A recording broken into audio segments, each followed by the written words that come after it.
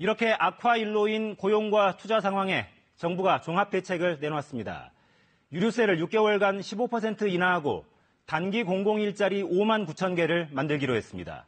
또 민간기업 투자를 유도하는 등 모두 26조 원을 쏟아붓습니다. 김학재 기자입니다. 네, 이번에 정부가 내놓은 경기 부양책 가운데 유류세를 먼저 살펴보겠습니다. 이번에 유류세가 15% 인하가 됩니다. 다음 달 6일부터 내년 5월 6일까지 6개월 동안 적용이 됩니다. 휘발유는 123원 내리고요. 경유는 87원, 그리고 LPG는 30원 이렇게 가격이 내려가는 효과가 있습니다. 원래 10%만 인하를 하려다가요. 체감 효과가 적을 것 같아서 인하율을 좀 더 높였습니다.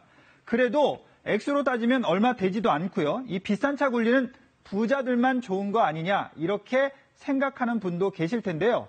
2조 원 규모의 감세 정책이고요. 중소상공인 등 서민들의 여윳돈을 늘리는 게 이번 대책의 목표라고 정부가 설명을 하고 있습니다. 자, 날씨가 추워지면 일자리 시장도 덩달아 얼어붙는데요. 연말까지 단기 공공일자리 5만 9천 개가 새로 만들어집니다.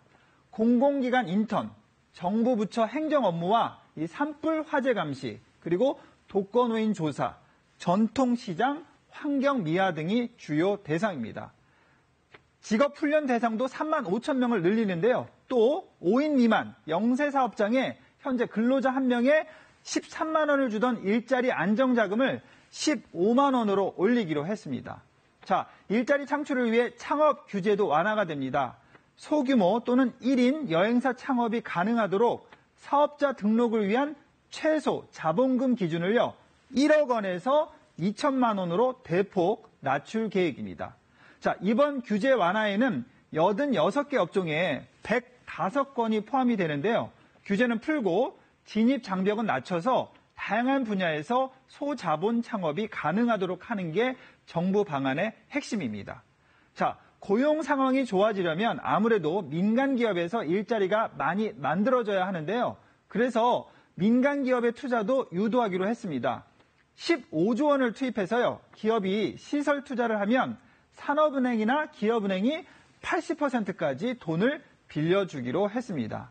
또 해외로 나갔던 기업이 다시 국내로 돌아오면 지금까지는 중소기업이나 중견기업에 한해서 보조금을 주고요. 법인세와 관세를 깎아줬었는데요. 앞으로는 대기업도 그런 혜택을 주기로 했습니다. 자, 최근 5년간 해외로 나간 기업이 4,800개에 달하는데요. 다시 돌아온 기업은 50곳에 불과하고요. 대기업은 한 곳도 없어서요. 과감하게 해외 사업을 완전히 정리하거나 아니면 일부만 정리하고 국내로 돌아와도 세금 감면을 해주기로 한 겁니다. 자, 통틀어서 보면요. 이번에 직간접적으로 투입되는 돈은 26조 원이 넘습니다. 한마디로 돈을 풀어서 빨리 효과를 보겠다는 건데요.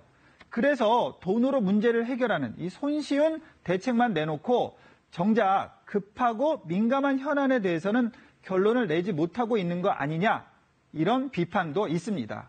자, 지금 주 52시간 근무의 탄력 근로제 단위 시간을 3개월 단위로 하고 있는데요. 이걸 6개월이나 1년으로 늘리는 방안에 대해서 기업과 노동계가 대립을 하고 있어서 정부가 고민이 많습니다. 또 요즘 큰 현안으로 떠오른 카카오 카풀, 이 사업 역시 공유 경제를 확대하겠다면서도 택시업계의 반발도 거세서 결정을 내리지 못하고 있기도 합니다.